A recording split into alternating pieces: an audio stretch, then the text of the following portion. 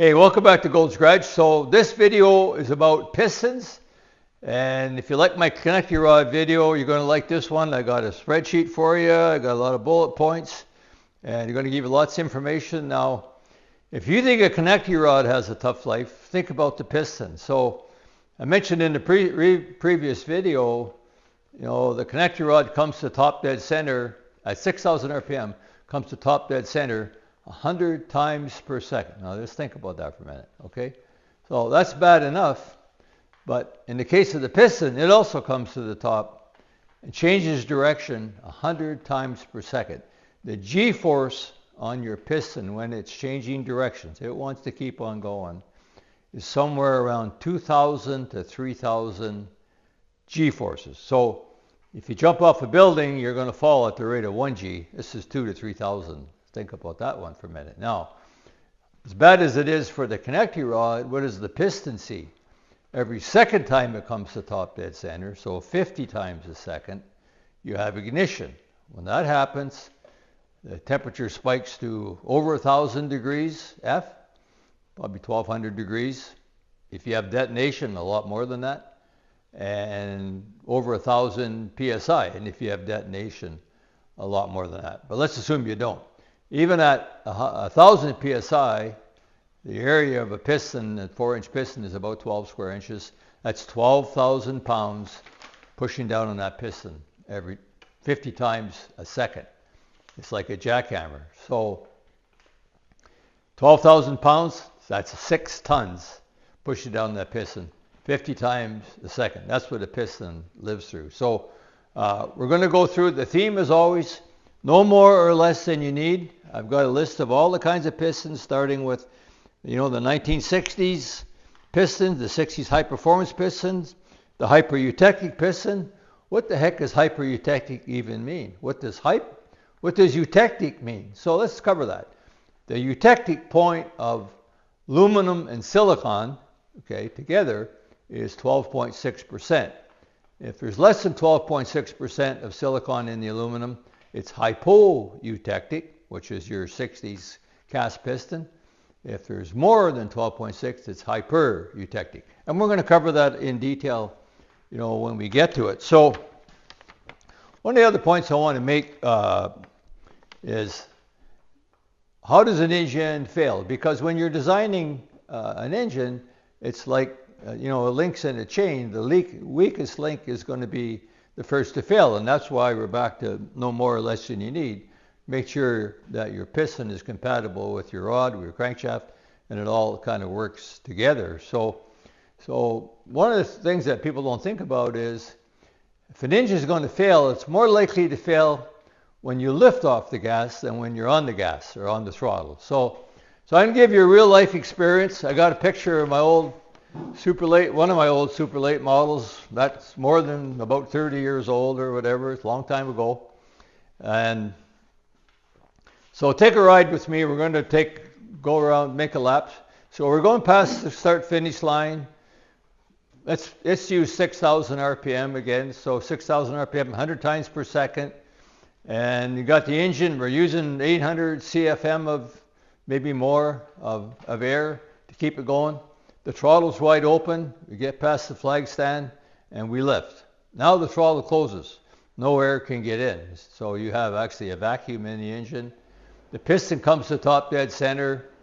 Still, now you have the car driving the engine instead of the engine driving the car when you lift. When you had that compressive force, it actually worked against the centrifugal force on the piston and actually helped keep the piston in the cylinder bore. Now you don't have that, and that's the most likely time to lift. So my own experience, I think the day before opening day, I built the engine, yes, going in the corner, lifted, and the explosion was so violent that the track workers were picking pieces of the camshaft off the track after I finally got around the corner. So what failed first? My thinking is the connecting rod bolts failed first, but there was so much damage it was hard to tell. Anyway, just want to make that point. So back to pistons.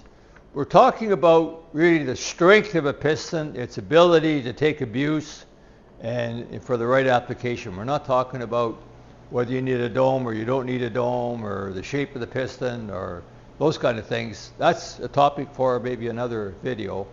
But right now we're trying to match the strength of the piston to your application. So one of the important points I want to make a bullet point is that if you're going to spend money to save weight anywhere in the engine, the piston is the most important place to spend it. And let's look at a simple example, and it's all in this detail here, which I'll post for you. I'm reading off the same thing. So an original 1968-69 302 Z28 piston, and it used the same forged piston, whether it was an L88 or an L78 or any of those high performance, high compression engines. And if the analogy you can use, if it's a GM, if it had a Holley carburetor and an aluminum intake manifold, it probably had a forged piston. If it had a quadrajet carburetor and a cast iron manifold, it probably had a cast piston. And if you apply that to Ford or Mopar, probably the same thing applies. The high-end engines typically had forged pistons. So the original Z28 TRW piston, which when I was still drag racing in the 70s, TRW was the go-to piece to use. So in the 302, it was almost as strong as the modern 2618 piston. And I'm going to give you the details of that. But it weighs 740 grams. If you're rebuilding an engine today and you replace it with a Wiseco 2618, which is the ultimate material to use, it weighs 460 grams, 38%. So there's the value of, buying a good piston. Back again, no more or less than you need. Now, if you're going to go 5,000 RPM and make 400 or 300 or 400 horsepower, you don't need that. But if you're going to build a high compression engine and go lots of RPM, then that's going to be your go-to material. Because it's stronger, it can be lighter, skirts can be shorter, all that stuff, and that's what makes the piston lighter. And if the piston's lighter, your crankshaft can be lighter as well, right? So your whole rotating assembly can be lighter, so it can rev to a higher RPM more safely. So the biggest issue with the different alloys is expansion. So let's go through my list here, and I'm going to post this, of course. So back in the 60s, if you had once again, you had a standard, not the real high compression engine, had a cast piston, 300 horse, 327 or 350, something like that, would have had a cast aluminum piston. So what's the difference between casting and forging? Casting is the material flows into a shape under gravity alone, and forging, it goes into a shape under extreme force. And for that reason, the grains, molecules are tighter, the grains are more aligned, the grains follow the shape of the piston and make it stronger. So back to our cast piston in a standard engine, it would have one of the advantages of that was in terms of eutectic, it was hypoeutectic, so it had less silicon than 12.6%. The eutectic point of aluminum and silicon is 12.6%. So it had less of that. So for that reason, it had a little bit more expansion, but it was quiet, it was fairly heavy, but it did its job, and it did not have a lot of expansion. It still had 7 to 12% of silicon, so a fair amount. So then we go to the Z28 piston, or I guess I always default to that, but any high performance engine, L88, L78, any of those engines would have had the same material. So heat expansion is high. One of the issues, because there's almost no silicon, 1 or 2% silicon. For that reason, it has a lot of expansion. So those pistons were strong and malleable, but they needed a lot of piston to cylinder wall clearance. The negative part of that is when you have 5 or 6% thousandths of cylinder wall clearance, it's probably going to rattle a little bit when you start up the engine when it's cold until the piston heats up and expands. Whereas piston without with more silicon won't do that. I got an analogy. I'm not sure if it works for you, but forge versus cast. So the analogy I use is if you made a nice snowball and it was a cast, that's your cast piston, and now you pack the snow really, really tight. It's smaller, but it's harder. It can do more damage. So the one you packed is the forged piston. The other one is the cast piston. So I don't know if that helps you, but let's go with that. So once again, you can read on the chart yourself. So the problem with, not a problem, but those pistons had a lot of expansion. They need a lot of clearance, and they're not dimensionally stable. So the advantage, though, with not much silicon, it's not brittle. So a forged piston with a low silicon content, and the modern 2618 also has low silicon, it'll deform a little bit, but it won't break. Whereas a high silicon piston, the hypereutectic piston with a high amount, is more brittle. It won't deform, it will break instead. So that's that. Those pistons were strong and ductile.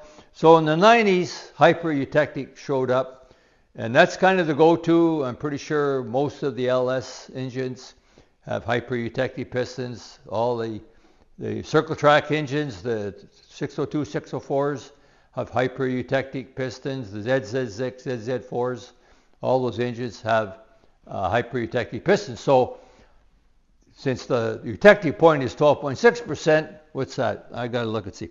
16 to 18% silicon. That makes it nice and hard. It makes it dimensionally stable, and it expands less. So even for emissions and environment, it's better. That's one of the reasons the OEMs like it.